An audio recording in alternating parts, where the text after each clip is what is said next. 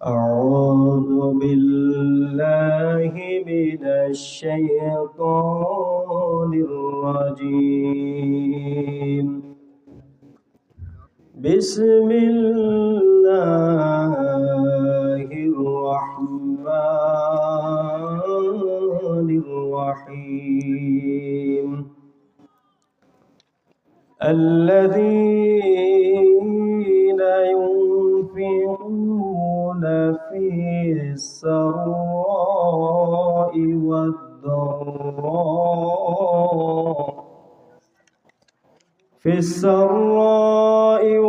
والضراء والكاذبين والغيظ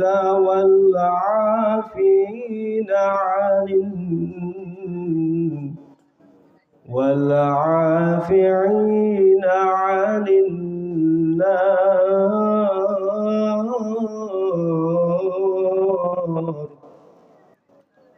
والله يحب المحسنين. وقال رسول الله صلى الله عليه وسلم: الصلاة معراج المؤمنين. وقال رسول الله صلى الله عليه وسلم: أول ما يحاسب به العبد يوم القيامة الصلاة.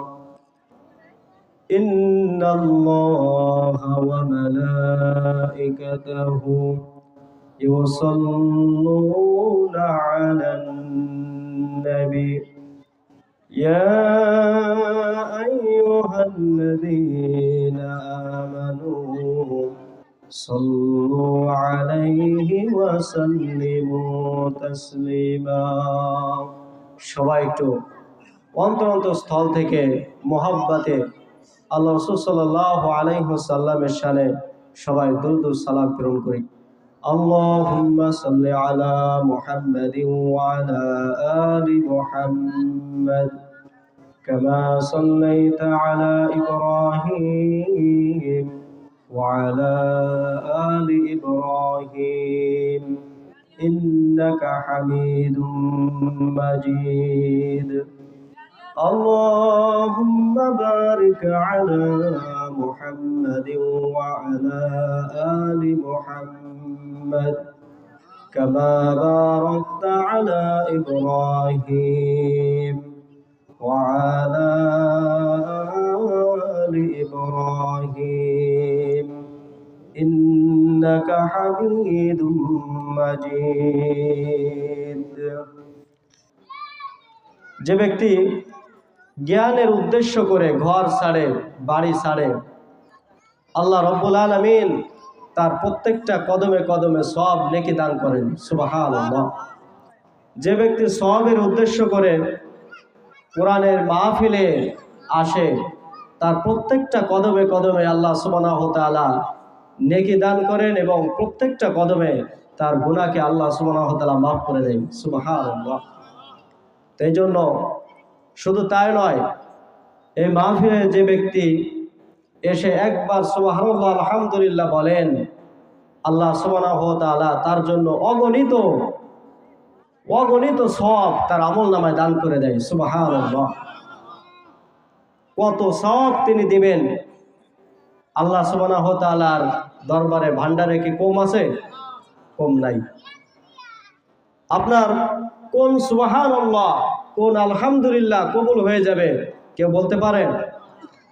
সারা জীবন জিকির করছেন, সারা জীবন 60, 70, 80 বছর, 100 বছরের জিন্দেগিতে জিকির করছেন, নামাজ পড়ছেন, কোন দিনের কোন সেজদাটা আল্লাহ রব্বুল আলামিন কবুল করবে এটা কি জানা আছে? প্রিয় উপস্থিতি, একটা হাদিস আল্লাহ রাসূল সাল্লাল্লাহু আলাইহি ওয়াসাল্লামের কাছে একজন সাহাবী প্রশ্ন করে, ইয়া রাসূলুল্লাহ, আমার যে ইবাদত কবুল হবে আমি কি করে বুঝবো? আল্লাহ রাসূল সাল্লাল্লাহু আলাইহি ওয়াসাল্লাম ওই সাহাবীর জবাবে ওই সাহাবীকে বললেন, সাহাবী শোনো শোনো, যদি একবার সুবহানাল্লাহ আলহামদুলিল্লাহ বলো, যদি একবার সিজদা দাও আর যদি দান সদকা করো, আল্লাহ সুবহানাহু ওয়া তাআলা যে সিজদাটা তুমি দেবে, যে দান সদকা তুমি করবে, আল্লাহ সুবহানাহু ওয়া তাআলার জিকির যখন তুমি করবে, যে জিকিরে সবথেকে বেশি তোমার আত্মা প্রশান্তি লাভ পাবে, যে জিকির করে, যে নামাজ পড়ে, যে সদকা দান সদকা করে তোমার আত্মা প্রশান্তি লাভ পাবে, শান্তি লাভ পাবে এবং তোমার মনটা হৃদয়টা নরম হয়ে যাবে, বুঝে নিও ওই সিজদাটা তোমার কবুল হয়েছে। সুবহানাল্লাহ। যে নামাজ পড়লে তোমার মনে আনন্দ লাগবে, মানুষকে খেতে দিলে তোমার ভিতরে আনন্দ লাগবে, তোমার ভিতরে ভালো লাগবে, মানুষকে সদকা দিলে, উপকার করলে তোমার ভিতর আনন্দ লাগবে, মনে রেখো ওই দান সদকা আল্লাহর দরবারে কবুল হয়ে গেছে। সুবহানাল্লাহ। আর যদি নামাজ পড়ে তোমার ভিতর আনন্দ নাই, মসজিদে ঢুকতে দেরি, বাইরেতে দেরি নাই, আছে না নাই? আল্লাহু আকবার। আবার কেউ এমন এমন জিকির করে যে জিকিরে মানে এমন ভাবে এশকে উঠোই, যে এশকে কোনো সাহাবা আজমাইন এইভাবে জিকির করি নাই, বা এমন ভাবে নামাজ পড়ে। আল্লামা সাইদি রহমাতুল্লাহ আলাইহি রাহিমাহুল্লাহ উনি বলেছিলেন যে মুরগির দানা খাইতে যে দেরি, কিছু নামাজি আলা আছে এরকম ঠুকুর ঠুকুর সেজদা দেয়, আছে না নাই?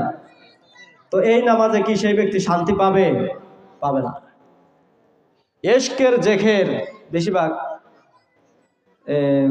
চরমনার লোকেরাও কিছু করে, তা যাও, অনেকে এশকের জেখেরে দেখি যে মাহফিলের প্যান্ডেল উঠে যায়, বাঁশ ভাই কত কিছু করে। আসলে সাহাবা আজমাইন যেভাবে জিকির করেছেন সেইভাবেই আমাদের জিকির করতে হবে। তা সাহাবা আজমাইন কোনোদিন কি একটা হাদিস কেউ দেখাতে পারবে যে কোনো সাহাবী জিকির করতে করতে করতে করতে রাস্তা দিয়ে পাগল হয়ে লুঙ্গি উপরে উঠে গেছে? এরকম হতে পারবে? পারবে না। এই জন্য অন্তরে দিয়ে জিকির করা এক জিনিস, মুখের এশকের জিকির আর এক জিনিস, অন্তরের এশকের জিকির আর এক জিনিস। যে ব্যক্তি সব সময় রব্বুল আলামিনের নামে জিকির করবে, আল্লাহ রব্বুল আলামিন তার দিলটাকে জিন্দা করে রাখবে, এটা হাদিসের কথা। কিন্তু সে জিকিরটা কিরকম হতে হবে? আমি ব্যবসা করব, ব্যবসায় ফাঁকি দিলাম না। আমি অফিস করব, অফিসে ঘুষ নেব না। কাকে ভয় করে? আল্লাহকে ভয় করে যদি আমার জীবন এইভাবে গড়তে পারি, আমি যে কাজ করি না কেন এই কাজে আমি ফাঁকি দিব না, তাহলে আপনার এই জিকির আল্লাহ রব্বুল আলামিনের দরবারে কবুল হবে। কিন্তু এই জিকিরটা যদি পাগল উন্মাদনের মতন হয়ে যায়, তাহলে আপনার জিকিরের কোনো মূল্য হবে না। এই জন্য প্রিয় উপস্থিতি, এটা কোরআন হাদিসের মজলিস। আল্লাহ রব্বুল আলামিন এই মজলিসে তাদেরকে আসার তৌফিক দান করবে যারা নাকি আল্লাহ সুবহানাহু ওয়া তাআলাকে ভালোবাসে, যারা নাকি আল্লাহ রাসূল সাল্লাল্লাহু আলাইহি ওয়াসাল্লামকে ভালোবাসে, যারা নাকি আল্লাহ তাআলাকে ভয় করে, যারা নাকি নবীকে মহব্বত করেছে, যারা কোরআনকে মহব্বত করেছে, যারা আলেম উলামাকে মহব্বত করেছে, কেবলমাত্র তারাই এই মজলিসে আসতে পারবে। আর যারা এই সমস্ত জিনিস, যাদের ভিতরে হিংসা রয়েছে, যাদের ভিতরে রাগ গোসা হিংসা বসবাস করতেছে, এই সমস্ত লোক এই মজলিসে তারা আসতে পারবে না। তো আল্লাহ সুবহানাহু ওয়া তাআলা আমাদেরকে কবুল করেছেন, বলি আবারও বলি আলহামদুলিল্লাহ। যারা সচ্ছল অবস্থায় ও অভাবের সময় যারা আল্লাহ সুবহানাহু ওয়া তাআলার রাস্তায় এবং অসহায় এতিম মিসকিন এদের মাঝে যারা সচ্ছল অবস্থায় এবং অসচ্ছল অবস্থায় যারা ব্যয় করে, এবং শুধু তাই নয়, নিজেদের রাগকে কন্ট্রোল রাখে, কিন্তু আজকে দেখা যায় যে আমরা সচ্ছল অবস্থায়ও আমরা দান করি না।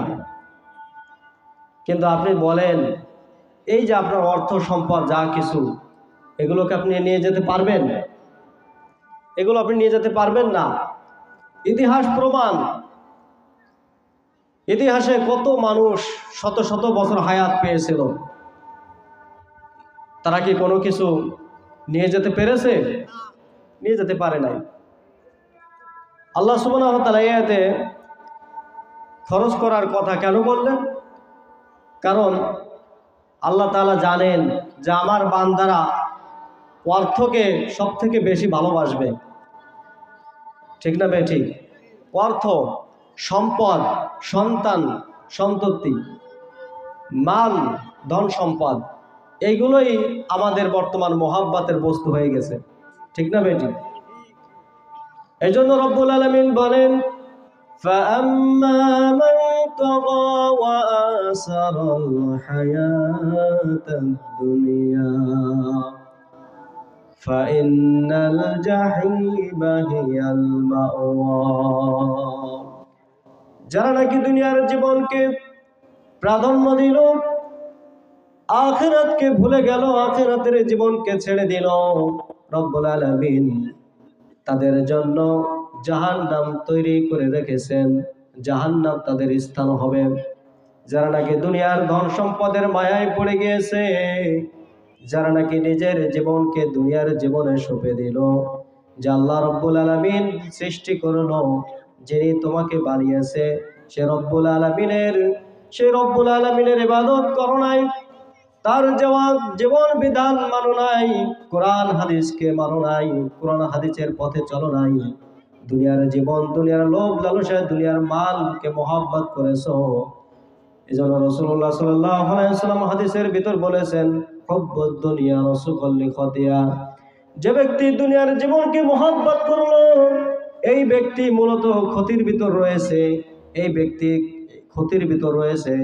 প্রিয় উপস্থিতি, আমরা যারা দুনিয়ার জীবনকে মহব্বত করে ফেলেছি, আমরা কিন্তু ক্ষতির ভিতরে আছি। এই ক্ষতি থেকে বাঁচতে চান কিনা? এই ক্ষতি থেকে কি বাঁচতে চান? এই দুনিয়ার মহব্বত সব থেকে মানুষের জীবনের মূল ক্ষতি। দুনিয়ার মহব্বত পরকালের মহব্বতকে ভুলিয়ে দেয়। দুনিয়ার পার্থিব জীবন পরকালের জীবনকে ভুলিয়ে দেবে, পরকালের কথা স্মরণে আনবে না। প্রিয় উপস্থিতি, এই জন্য দুনিয়ার মহব্বত ছাড়তে হবে। যেরকম সাহাবা আজমাইন যেভাবে দুনিয়ার জীবন মায়া ত্যাগ করেছেন, যেভাবে সাহাবা আজমাইন জীবন দুনিয়ার পার্থিব জীবনকে প্রাধান্য দেন নাই, আখিরাতের জীবনকে প্রাধান্য দিয়েছে। সাহাবা আজমাইন, একজন সাহাবা আজমাইনদের জীবনের ঘটনা খুলে দেখুন। হযরত আবু বকর রাদিয়াল্লাহু আনহুর জীবনে খুললে পাওয়া যায়, তিনি একজন ব্যবসায়িক ছিলেন। অর্থ সম্পদ কিন্তু আবু বকরের কম ছিল না। আল্লাহ রাসূল সাল্লাল্লাহু আলাইহি ওয়াসাল্লাম তাকে যখন কালেমার দাওয়াত দিলেন, হযরত আবু বকর কালেমা পড়ে নিল। আবু বকরের কাছে সঙ্গে সঙ্গে রাসূলুল্লাহ সাল্লাল্লাহু আলাইহি ওয়াসাল্লাম যখন কালেমার দাওয়াত দিলেন, আবু বকর কালেমা শরীফ পাঠ করে বললেন, ইয়া রাসূলুল্লাহ, আমি তো কালেমা পাঠ করেছি, এখন আমার দায়িত্ব কি? নবী সাল্লাল্লাহু আলাইহি ওয়াসাল্লাম আবু বকরকে বললেন, আবু বকর রে, তুমি আমার সঙ্গে থাকো, এখন দায়িত্ব হলো আমার সাথে থাকা আর এই কালেমার দাওয়াত প্রচার করে দেওয়া। দাঁড়ে দাঁড়ে ঘুরে নবী সাল্লাল্লাহু আলাইহি ওয়াসাল্লাম কালেমার দাওয়াত দেওয়া শুরু করলো। উতবা শাইবা কাফেররা বাধা দেওয়া শুরু করলো। হঠাৎ আবু বকরের জীবনে পাওয়া যায় আবু বকরের বংশধর আবু বকরকে বলতেছেন, আবু বকর রে, তুমি যে কালেমা শরীফ পাঠ করেছো, এই কালেমাটা কি, এর অর্থ কি জেনে পড়েছো?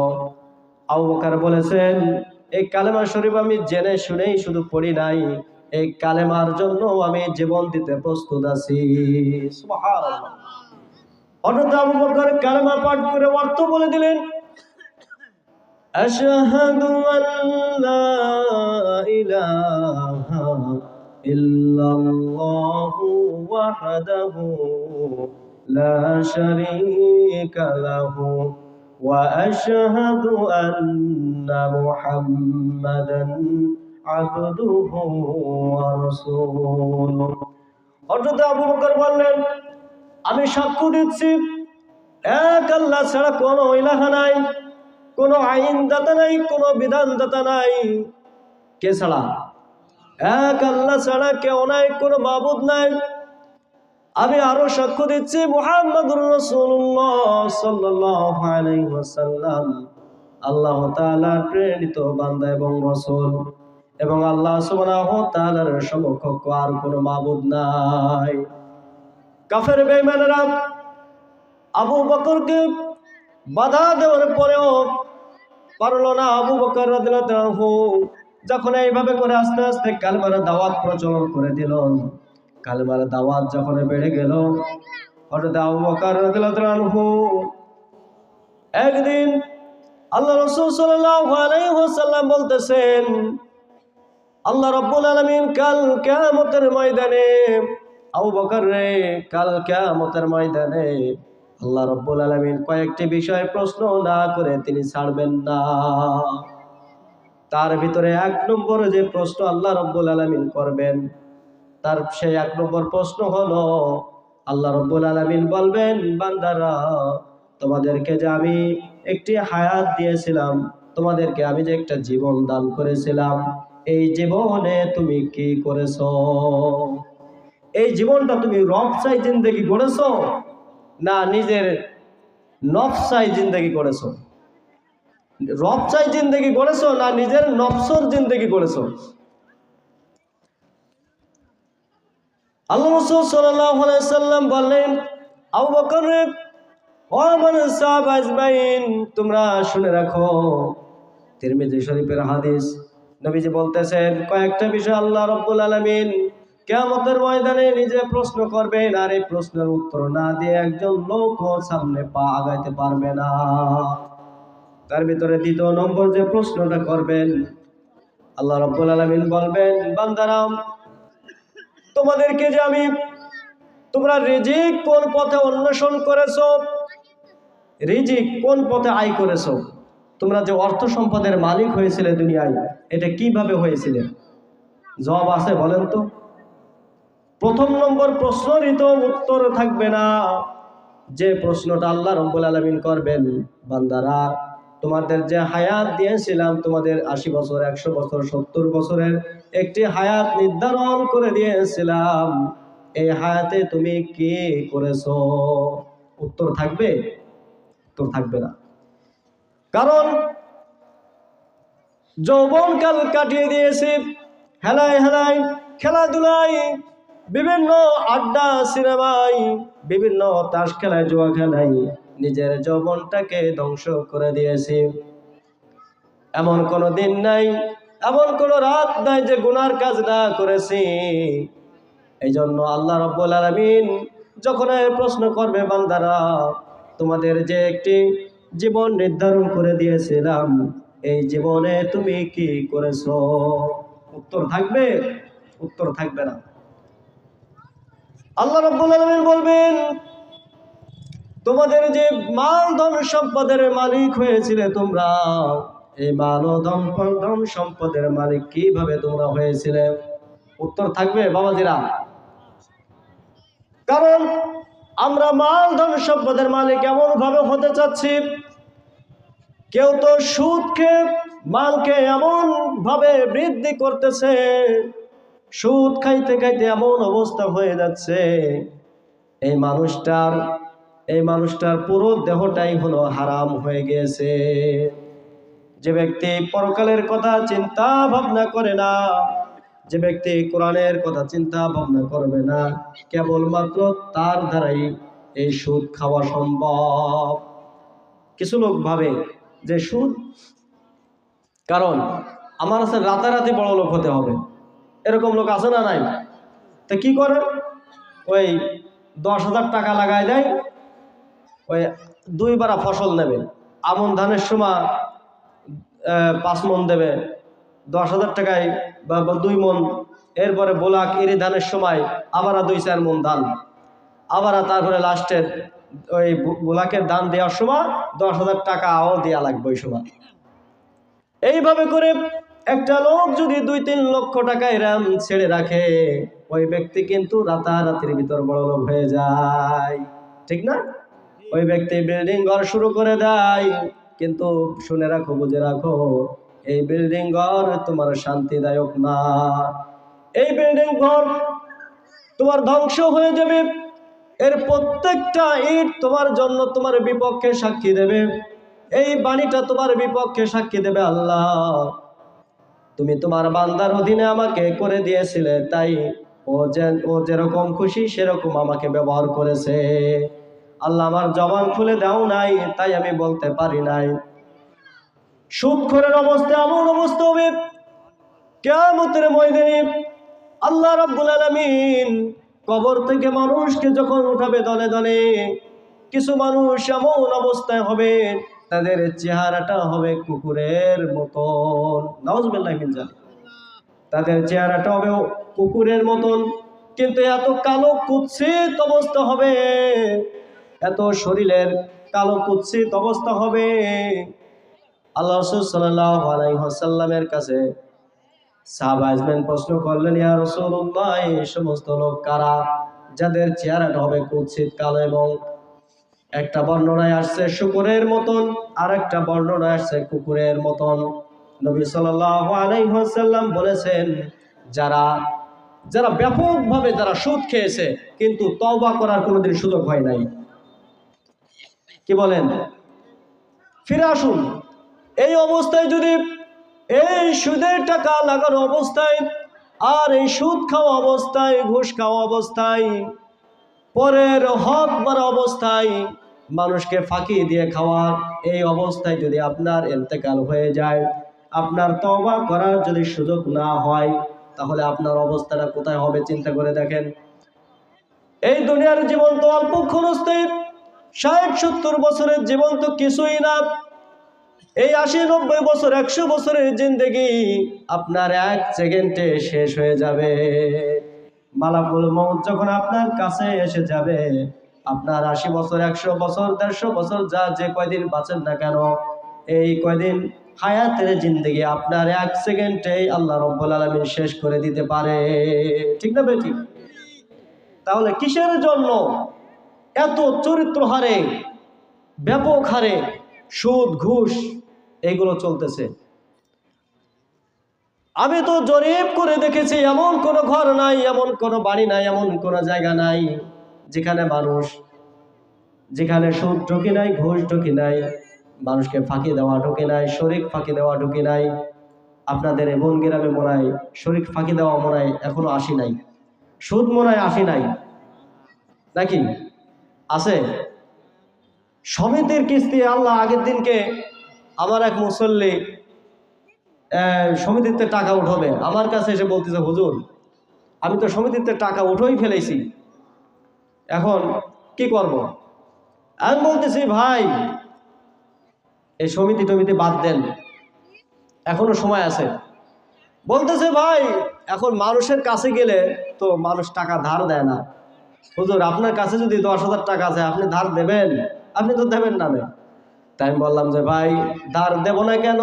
ধার দেওয়া সুন্নাত, ধার দেওয়া কর্জে হাসানা। কারণ যতদিন আপনার কাছে আমার টাকা থাকবে, ততদিন আল্লাহ রাব্বুল আলামিন আমার আমলনামায় সব লিখে দেবে। সুবহানাল্লাহ। কিন্তু একটা অভ্যাস কি, যারা ধার নেয় তারা ওই ধারের কথা ভুলে যায়। তারা ওই লোকরে দেখলে অন্য রাস্তা দিয়ে হাঁটে, আছে না নাই? এমনও লোক আছে, আল্লাহ দোকানের তে মাল জিনিস কিনেছে, মুদিখানা দোকানে 400-500 টাকা, 1000 টাকা ঋণ হয়ে গেছে, এরপরে ওই দোকানে আর যাবে না, এই পাশের ধারে যে দোকান, ওই দোকানে থেকে কেনা বেচা শুরু করবে। কারণ ওই দোকানের কাছে, ওই দোকানের হাত ধারতে যদি হাইটে যাওয়া যায় তো ধরে ফেলবে। এরকম অবস্থা হয়ে যায় কেন? কি উপস্থিতি, আমাদের মুসলমানদের অবস্থা কোথায় গিয়েছে? দোয়া কবুল হয় না কেন? দোয়া কবুল হয় না কেন? তার 1 নম্বর শর্ত হলো আমাদের হালাল নাই।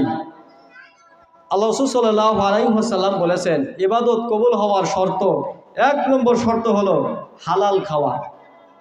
আপনি যতটুকু ইবাদত করবেন, যতটুকু যা করবেন, নামাজ রোজা জিকির আজকার যা করবেন যতটুকু, কিন্তু যদি আপনার হালাল হয়, আপনি যদি সৎ পথে থাকেন, আপনি যদি আল্লাহ ভীরু লোক হন, আর এই সমস্ত ভেজাল সুদ ঘুষ থেকে যদি নিজেকে ফাঁকি দেওয়া, ঠকবাজি থেকে আপনি যদি নিজেকে যদি সংযত রাখতে পারেন, আল্লাহ কাছে আপনি যে দোয়া করবেন আল্লাহ রাব্বুল আলামিন আপনার সেই দোয়াকে কবুল করবেন। সুবহানাল্লাহ,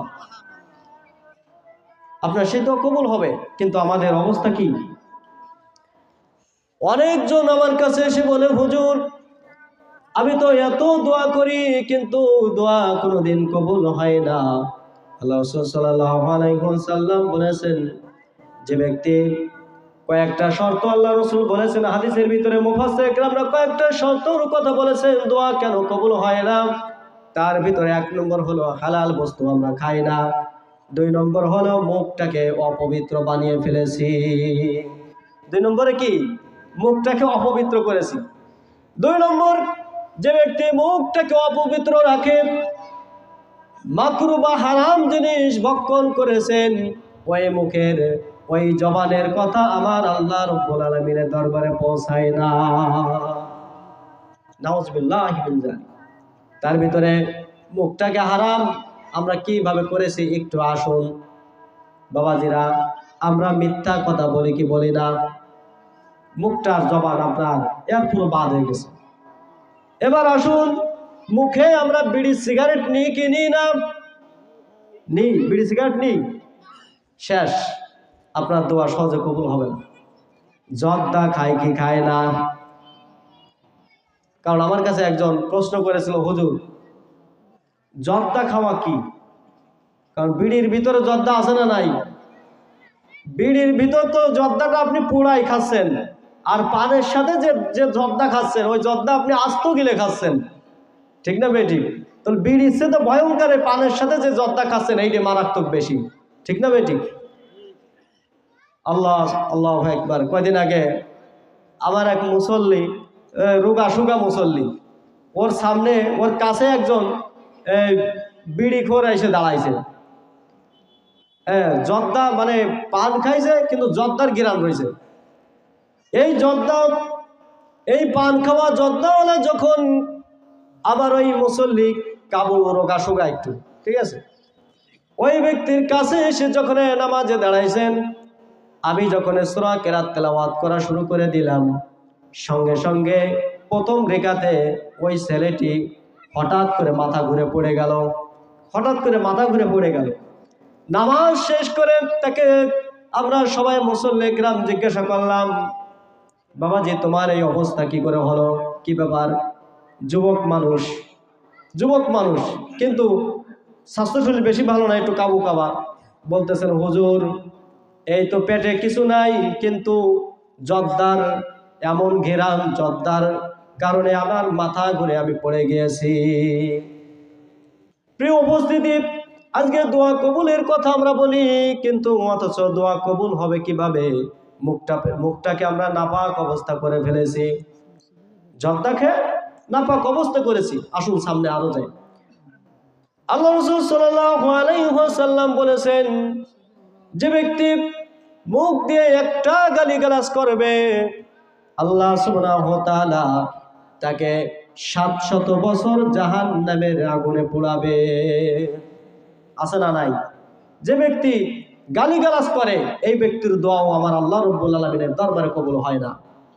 কারণ বলতেছি এই কারণে, কারণ অনেক মানুষ অনেক পেরেশানিতে থাকে, খালি দোয়া করে, আল্লাহর কাছে দোয়া করে, কিন্তু দোয়া যে কবুল হয় না কান, এই বিপদ যে কাটে না কান, ছেলের অসুখ মেয়ের অসুখ, এত দোয়া করি কবুল হয় না।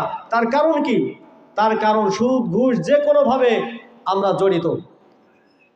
আর সুদ ঘুষ না খালিও ওই বিড়ি তামুক মাকরু এইগুলো জিনিস খাচ্ছে, যে কোনোভাবে হারাম ঢুকতেছেই, বা মিথ্যা কথা হচ্ছে, যে কোনোভাবে গীবতকারী হয়ে যাচ্ছে। শুনে রাখুন, যে ব্যক্তি গীবতকারী হবে এই গীবতকারী তওবা আমার আল্লাহ রাব্বুল আলামিনের দরবারে কবুল হবে না। আর যে ব্যক্তি রাগ হবে, যে ব্যক্তির ভিতর রাগ, অনেক দোয়া কবুল হওয়ার অনেক শর্ত আছে, যে ব্যক্তির ভিতরে রাগ গুসা বসবাস করবে, রাগ আমাদের ভিতরে আছে না নাই? যে আয়াতটা আমরা পাঠ করলাম, এই আয়াতের ভিতরে আল্লাহ সুবহানাহু ওয়া তাআলা রাগের কথা বলেছেন। যারা নিজের রাগকে সংযত করে, প্রথম কি বলছিলাম? যারা সচ্ছল অবস্থায় এবং অসচ্ছল অবস্থায় যারা ব্যয় করে, কার রাস্তায়? আল্লাহর পথে যারা ব্যয় করে। এবং শুধু তাই নয়, তারা নিজেদের রাগকে কন্ট্রোল করে। রাগকে কন্ট্রোল করা দরকার আছে না নাই? আল্লাহ রাসূল সাল্লাল্লাহু আলাইহি ওয়াসাল্লামের 63 বছরের জিন্দেগির ভিতরে পাওয়া যায় নবীজির জীবনে কোনোদিন একটা দিনও কোনো রাগ কোনো সাহাবী দেখতে পায় নাই। কিন্তু দুটো ভাবে সাহাবা আজমাইন রাগ দেখতে পেরেছে। কোন সময়? যখন কোনো মানুষ কোনো গান, কোনো ঢোল, কোনো অশ্লীল বাদ্য বাজাতো, যেরকম ইহুদিদের ছেলেপেলেরা গান, তবলা, ঢোল এগুলো বাজায় না? এই তবলায় ঢোলের বাজনায় আল্লাহ রাসূল সাল্লাল্লাহু আলাইহি ওয়াসাল্লামের রাগ হয়ে যেত। তা রাগ হয়ে যেত কি? রাগ কিন্তু প্রকাশ করতেন না। আল্লাহ রাসূল সাল্লাল্লাহু আলাইহি ওয়াসাল্লাম মসজিদে নববী থেকে এক রাস্তা দিয়ে একদিন হেঁটে যাচ্ছেন।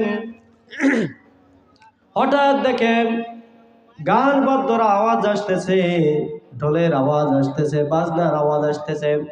আল্লাহ রাসূল সাল্লাল্লাহু আলাইহি ওয়াসাল্লাম কিছু বললেন না। তাকিয়ে দেখলেন যে কয়জন ছোট ছোট ইহুদিদের বাচ্চারা গান করতেছে এবং ঢোল বাজাচ্ছে। নবী সাল্লাল্লাহু আলাইহি ওয়াসাল্লাম কিছু বললেন না, আস্তে করে হাঁটে যাচ্ছেন।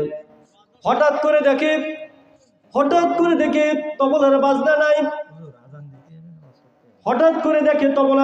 নাই।